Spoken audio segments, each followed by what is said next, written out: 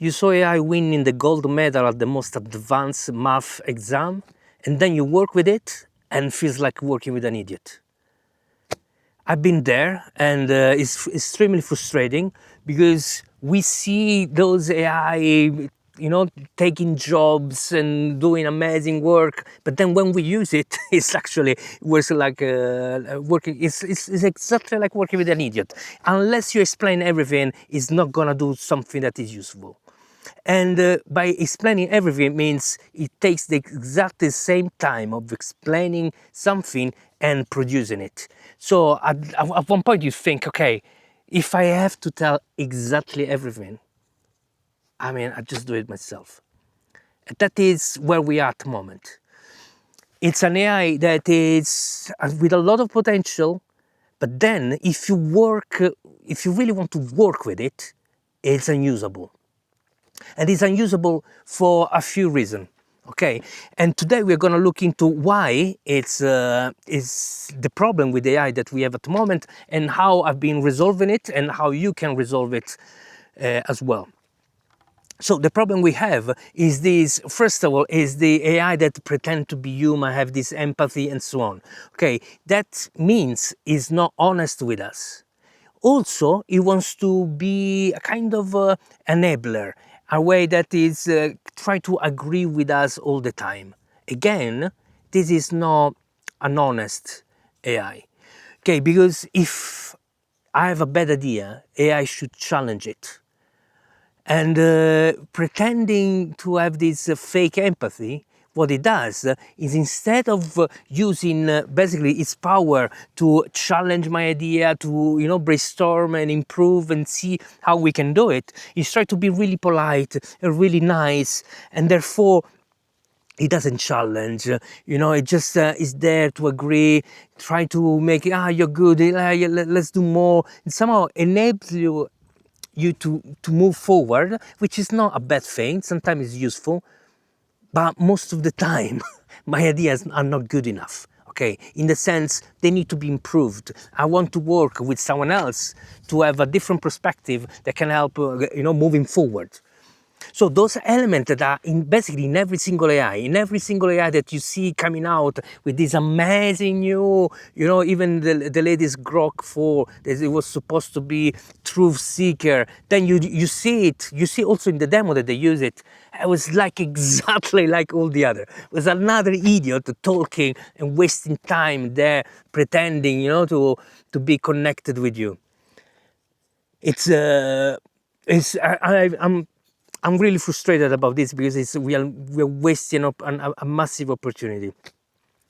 What I've done, it's I built my own system, but I'm moving too fast because there is first of all, okay, now that I said, I need to tell you it's an open source system that you can use it as well. Okay, but before going there, I want to say the other problem. The other problem is the memory. Okay, so you can't work with something, with an AI that doesn't know anything about you, that doesn't remember your story, your work that you have done together, and doesn't understand where you're coming from. In the sense, it doesn't understand your values and who you are in a creative way, as a thinker, as your a creative entity. So without that understanding, and without the memory of the work that you keep doing with this AI, it's every time you start from zero, from scratch. So it's like someone that is like an idiot again, exactly. So it's like an idiot that you sit in front of it and it doesn't know anything. So you need to explain a lot of stuff. So we have, for example, the latest ChatGPT. It has a sort of basic long-term memory. Okay, so basically what it does through chatting with this AI is going to save some elements that the AI think are important about you. Therefore, you don't need to keep repeating them, which is a good start, not enough. But then also it's somehow it's not enough, but also for a reason, because you don't want to give all those data to ChatGPT. Let's be honest, our private stuff should be private. Okay, so the memory system that they're implementing, it's not usable. in a sense, there is not the level of privacy that is required to share my private work, business ideas, my way of thinking with an AI.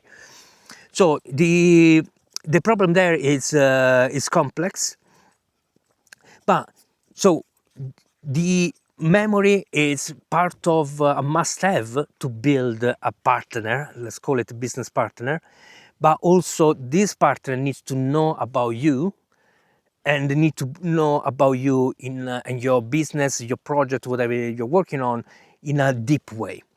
So to do this, we can upload some documents in the chat. So like, for example, a business plan, the project idea, maybe I can give the curriculum and so on. So I can share some knowledge, and the AI therefore now has a kind of context and an awareness that allow AI to interact with our project in a higher level. So if we remove then the part of be an idiot, like that doesn't challenge your idea, that pretends to be always nice to you and so on. So if you remove that part and we give those tools, we already have another level of AI. It's not enough though. Okay, what is needed is to give AI, to this AI some principles. Okay, those principles are kind of a way to allow AI to go through a system of logic, let's say. So allow this AI to create the output by following a series of principles that allow this AI to think in a critical way. And through this set of principles, those are the two elements that I described. Now we have a much advanced AI, even with the same LLM, with the same AI based model that we have commercially. So this top layer, which it's I call it like an operation system. In my specific one, it's called ResonantOS, Resonant Operating System.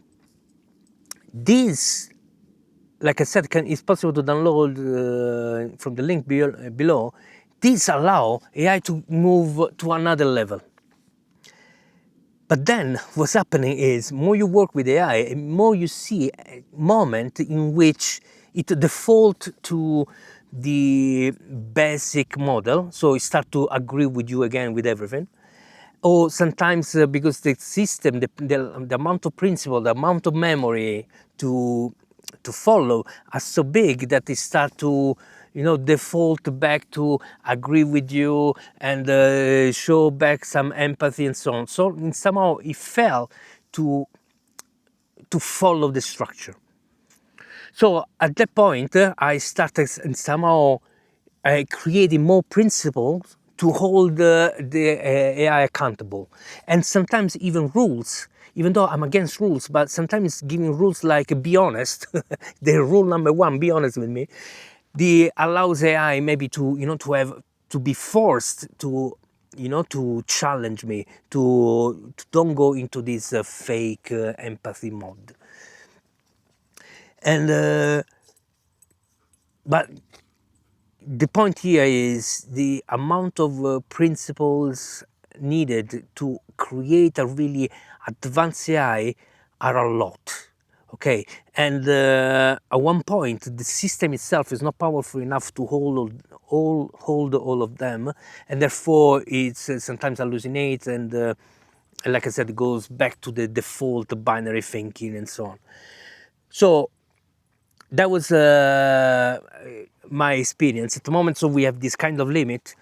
At the same time, I discovered that by optimizing the system prompt, basically optimizing the principle and everything, it's possible to remove some complexity and have this advanced AI, but still have the in a less complex way, still have an AI that think in a complex way, if you know what I mean. So in this is I mean, what I want to say is basically I've been through up and downs in the creation of this OS, and it's getting better, and then it's getting worse, and then it's getting better, then it's getting worse. Yeah, this is because I push into the limit to arrive to an AI that is extremely powerful. It can do the final job that I think AI is needed for. So for me, AI is needed for two main reasons. One, as my partner, okay, a partner that helps me to give me like a different point of view, to break my break me free from my personal biases and my bubble. And therefore, that AI has that job. But on the same time, it has another job, the job of being a shield for me, a job to somehow protect me, and is protecting me from, again, from my biases, but also from the manipulation that is happening outside. Okay, so the AI that I want to build is an AI that is interface with the outside world. Outside world, I mean the digital world, which is the social media, the news, and internet in general. So his job is to filter and see if the information I received is actually quality information, and if there is an agenda behind the information, the narrative that I'm receiving. Because this is what is an AI, an advanced AI can do, which is creating. So we already experienced this through social network, right? So we have our feed selected from us. So this selection that they do, it's in somehow we can call it useful for us, so we always see the things that we care, but at the same time they curate those news, so therefore they can create our own bubble. Okay, so they are building the bubble we are living in. And I don't want this. If there is an architect of my personal bubble, I want to be the architect. I don't want a company to have this, to do this job for me. This is too dangerous because they can control my way of thinking, and therefore I need an AI that protects me from that. So I still maybe receive that feed, but the AI, what it's going to do is going to check and say, okay, this news tell this story, but it doesn't say, I did some research and it didn't say about this element and this other element. So it seems like the agenda of this news was to make you be upset about a political view, for example. Okay, so having an AI that basically helped me understanding and making sense of the digital reality, it's I think it's a must-have. So as things are going today, we need an AI that works as a shield. So a shield is protecting us from our own biases, our own bubble, protecting us from corporates building our bubble and keeping caged within. But also there are in near future probably some possible attack that are connected to changing our beliefs, changing our understanding, changing the way that we think, and those kind of attack can be executed in a way that we are not aware. We might already be victim of those sort of attack because we know Facebook did this as an experiment. The experiment was to try to make people upset, and they succeed by changing basically the feed that we receive. Okay, so they can escalate, they can basically by giving some news in a certain order, in a certain intensity, whatever, it's possible to generate a specific emotion within us. This is extremely dangerous. I think we need to be protected by this, and we as a human, we can't. We don't have the tools to see this bigger picture, but also sometimes it's not even having the tools. We don't have the time. I mean, our job, our life should be not spent trying to protect ourselves. We should just live our lives. So this is the AI I'm building, and let me know what are your story, if you saw this happening to you, if you feel like working with AI is like feeling like working with an idiot, and what are your strategy to achieve an AI that is more intelligent. Like I said, this open Resonant OS is as open source and can be downloaded. There is a link in the description, so you can customize your version. So what you have is a document that explains what to do, and this can be done by creating a custom ChatGPT or custom gem or whatever system you want to use in a specific way. So you have the system prompt, the memory system, and a way to create your personal, I call it creative DNA, personal DNA. Basically, is where there is a prompt that extracts information from you. So you can put all those information in a document and share with AI, so the AI knows who you are. Again, careful to the privacy of the AI you're using, because whatever you give, you need to be sure that it's not shared with the company, and they cannot use your content. Yeah, so if you have any experience about this, please let me know. Leave a comment in the chat, and see you next time. Like and subscribe. Ciao.